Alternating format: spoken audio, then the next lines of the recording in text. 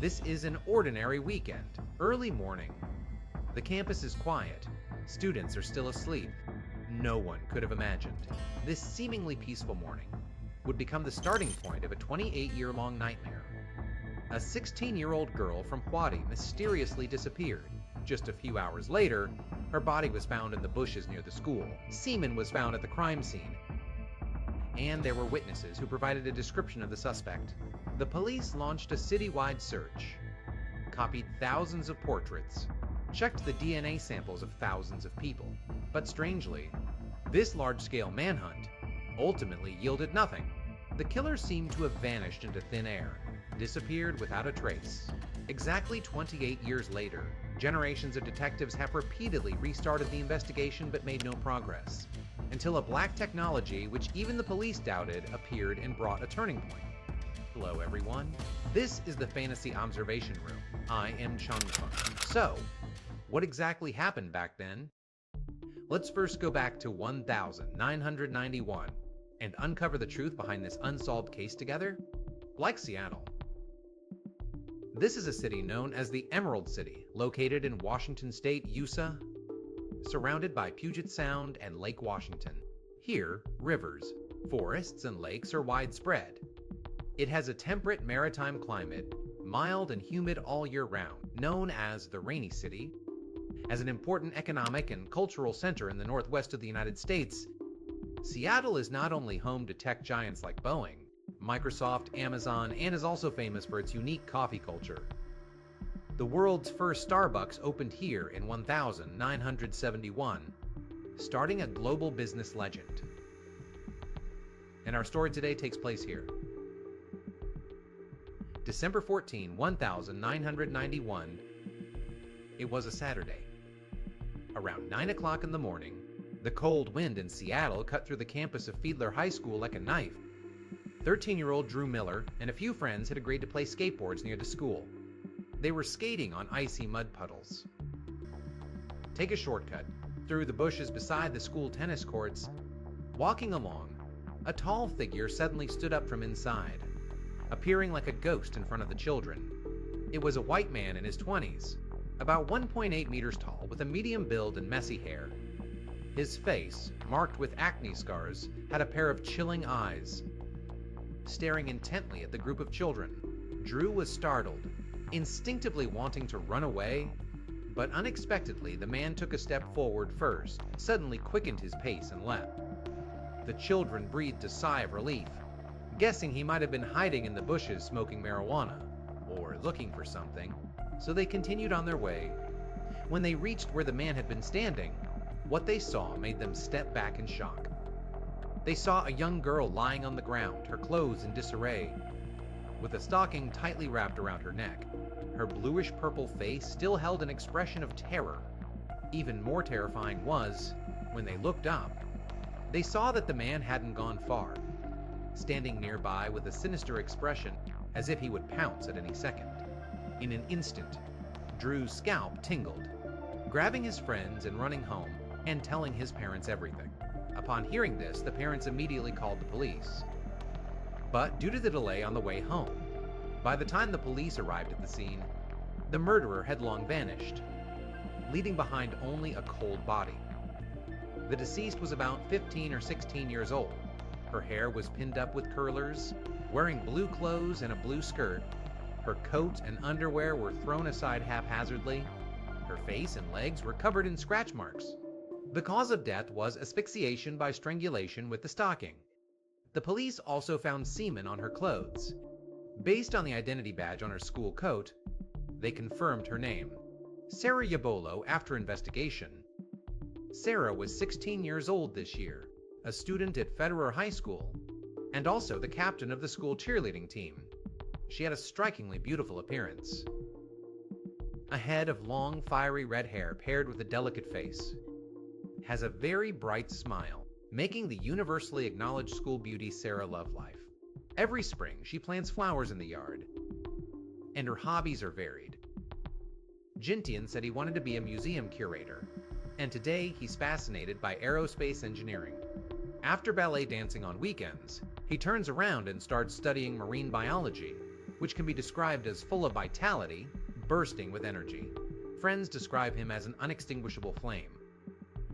At school, he is undoubtedly the center of attention, always surrounded in group photos. Especially after joining the cheerleading squad, his popularity skyrocketed. Dayu had the makings of a campus star. When the bad news came, everyone who knew him was plunged into great sorrow. His parents were especially devastated, crying all day. Facing this malicious case, the local police immediately launched an investigation, determined to find the murderer. They first visited Sarah's classmates and family, piecing together his whereabouts, reconstructing the timeline of the day of the incident. That day, the school had arranged an important ball game. According to the plan, all members of the cheerleading squad needed to gather at school at 8:30 a.m. After Sarah got up, thinking she was late, she didn't even eat breakfast, grabbed a bottle of freshly squeezed orange juice, and rushed out of the house in her car. But in fact, she wasn't late at all. She just misread the time, arriving an hour early instead. At that time, the other team members were still on their way. There were few people at the school. The police speculated that it was most likely during this period that she encountered the assailant. At 8:30 a.m., the cheerleading squad arrived one by one, but Sarah was nowhere to be found. Someone noticed her car in the parking lot, but she was not there.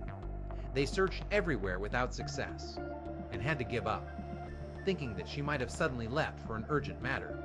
Little did they know, at this time, Salah had already encountered the criminals. The police indeed found his car in the parking lot, which was clean and tidy, without any signs of a struggle.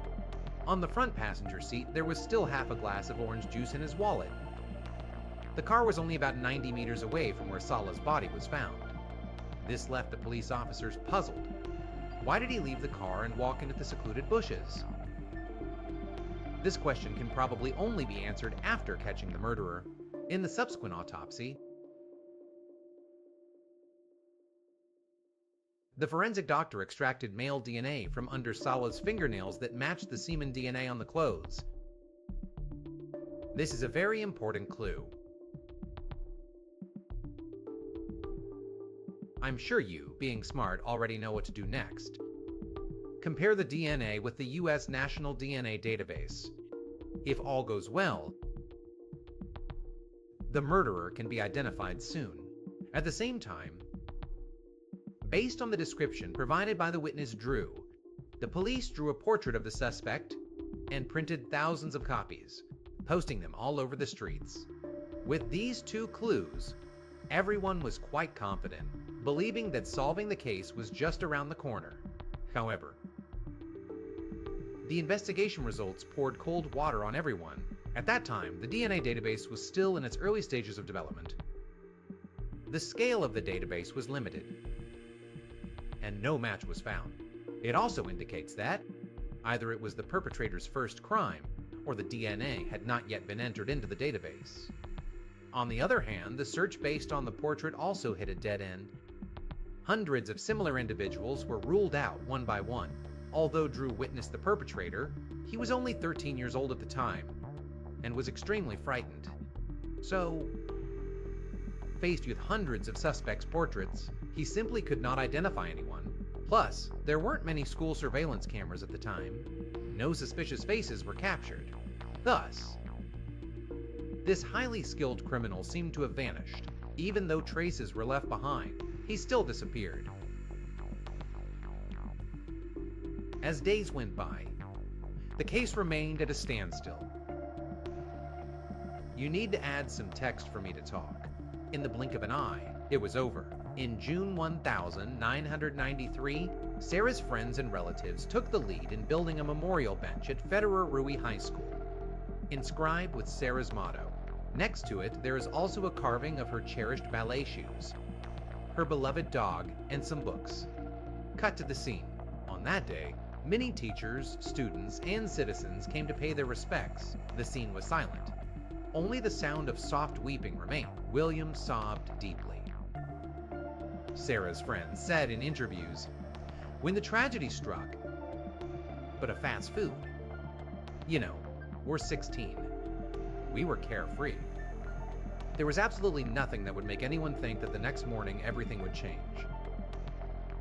You don't know if it's your next or your neighbor. You don't know if some random stranger. There was that constant fear. Oh, is this gonna help again? For a year and a half after the incident, the police never gave up on the pursuit, but they screened more than 4,000 DNA samples, holding pedestrian portraits, going door to door for comparisons.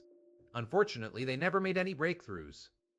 The entire school and community fell into a long-term state of panic. Parents no longer let their children go to school alone. Every household kept their doors and windows tightly shut. Students would only go to stores in groups. Everyone was hoping for the capture of the perpetrator, but the process of solving the case was much longer than expected. Time flew by, and more than 20 years passed. During this period, the police department went through several batches of detectives, and the case was repeatedly reopened for investigation. But substantial progress was never made, until a groundbreaking technology emerged, bringing a turning point.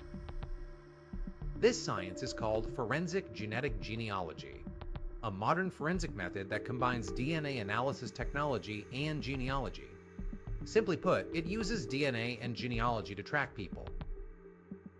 First, through the Y chromosome genetic characteristics of the perpetrator, find the family the perpetrator belongs to, then trace the entire family tree bit by bit to narrow down the range. Finally, lock onto the perpetrator. The resolution of the famous historical cases such as the Silver Serial Killer and the Jingzhou Killer. These two cases were solved thanks to this groundbreaking technology. Although this technology had not yet been widely adopted at the time, some old-school detectives still questioned its reliability, but they decided to give it a try. Since they had no other options now, better early than never. So the police contacted an authority in the field, hoping he could help solve the case. Unexpectedly, this matter really led to a significant breakthrough. The DNA comparison results showed that the killer's Y chromosome gene matched the family gene of the Fuller surname. And the Fuller surname immediately reminded the police of a familiar name. William Fuller, mentioned earlier, was a good friend of Sarah's father, and he led the effort to build a memorial bench statue for Sarah back then. Coincidentally, he lived near the school at the time of the incident, and his daughter was a classmate of Sarah. This discovery made the police very excited, believing that the culprit they had been pursuing for so long was finally about to be caught. However, when the officers informed Sarah's parents of this lead, they met with strong skepticism. They firmly believed in William's character, thinking it was impossible for him to be the killer and that the police had made a mistake. Moreover, at the time of the incident, he was already in his 40s, which contradicted the witness statements that the killer was in his 20s. William himself also strongly denied any involvement in the case, and voluntarily requested a DNA test, which ultimately cleared him of suspicion, but also confirmed a key piece of information: that the Y chromosome gene match indicated the killer was likely a paternal relative of William, meaning they shared a common male ancestor. Thus, the police began to construct the Fuller family's genetic genealogy. Their efforts paid off, and this massive project achieved a breakthrough in September 2019. In the Fuller family, one branch had been adopted and changed their surname to Nicholas, and the killer's DNA highly matched the members of this branch. Based on this clue, the investigation team quickly identified two key suspects, Edward Nicholas and his brother Patrick Nicholas. Edward, who had a prior record of sex offenses, had his DNA already in the database, and after comparison, the police ruled out his suspicion.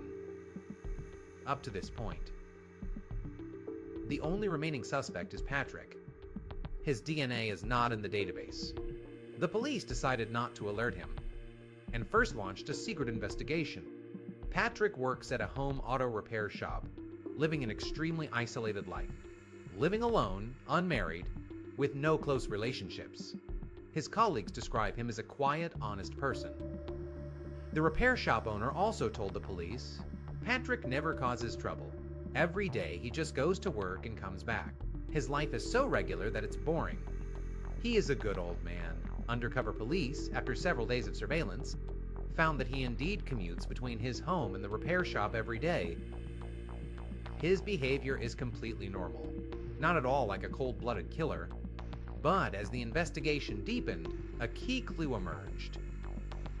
In 1991, during the time of the incident, 27-year-old Patrick lived just 12.5 kilometers from where Sarah was killed. The route he took to work every day passed by Federal Way High School, and his age at the time matched the age of the perpetrator. Overall, he was very suspicious. Thus, on September 28, 2019, the police carefully planned an evidence collection operation. Undercover officers followed Patrick to a community laundromat. When he was smoking outside, the officers successfully collected 2 cigarette butts and a napkin with saliva. These items were immediately sent for testing. A few days later, the results came out. The DNA on these items matched the perpetrator's DNA found at the crime scene. Who would have thought? This seemingly harmless mechanic is actually the murderer who terrified the entire community for 28 years. Up to this point, this nearly 30-year-old unsolved case finally had a breakthrough. The police immediately arrested Patrick and began the interrogation. However, during the interrogation, his one abnormal response was chilling. When the interrogator asked, "We are investigating a case of a girl being killed. I think this has something to do with you," Patrick surprisingly retorted. This seemingly casual retort, in the ears of the police, it was like a thunderclap. He subconsciously asked about the annual review. This means that he may have more murder cases on his hands. The police immediately launched an investigation and soon uncovered more shocking details of his past. Apart from the salad case, he is also suspected in 4 sexual assault cases. One of the victims, a Necrony, gave a detailed description to the police of the terrifying experience back then. On a day in June 1983, I came to a park in Washington State. Sitting on the hood of a car enjoying the scenery, Patrick came over and started chatting with me. I casually asked him if he could swim. He said no. As we chatted, I noticed that his state was very off, shaking all over. His eyes were excited, staring at me intently, as if he was about to pounce on me the next second. I was very scared and wanted to leave. Just as I started the car, he held a knife to my throat, ordered me to take off my clothes, then stuffed my underwear into my mouth so I couldn't scream. He led me to a secluded spot by the riverside. Halfway there, he suddenly remembered he had said he couldn't swim, so he took the opportunity to jump into the river and swam away desperately. That's how I escaped everything. After the incident, Annie reported to the police. Patrick was quickly arrested and confessed. The police officer handling the case at the time found that this was not Patrick's first offense. Previously, he had been imprisoned for sexual assault. You could say he was a repeat offender who never learned. Later during the trial, at Annie's strong request, the judge sentenced Patrick to 10 years in prison. But in reality, he served only 3.5 years before being paroled. Annie only learned when the police came to ask about the case from back then that Patrick was not only released early, but also committed murder. She was terrified. Said sadly, "It's hard to imagine. Back then I escaped from the hands of a murderer. If he had not been released early, on that morning in December 1991, he should still have been in prison, and Sarah would not have been killed." At the subsequent trial of Patrick, he denounced the judicial system for its failure. "We rely on the system of justice that is designed to protect us from predators like Nicholas, and the system failed me. It felt Sarah her family. He because sitless others. I asked the court to please not make the same mistake." Furthermore, in 1989, Patrick was expelled from school for peeping into the girls' locker room. Sarah was murdered. 3 years later, in 1994, he was arrested for sexual offenses against minors. The story goes on. You might ask why Patrick, with multiple incarcerations, was never entered into the database. There are several reasons for this. Firstly, in the 1990s, the US DNA database was still in its early stages, with many procedures yet to be perfected. Laws at the time typically required mandatory DNA collection only for extremely violent criminals. Although Patrick committed crimes repeatedly, his good attitude after each arrest and cooperation with investigations prevented him from being classified as an extremely violent criminal. Secondly, DNA testing was very expensive at the time, and many judicial authorities prioritized handling serious cases. While sex offenders like Patrick, who did not cause fatalities, were often overlooked, it was these loopholes that allowed this demon to evade legal punishment for 28 years. By analyzing his past modus operandi,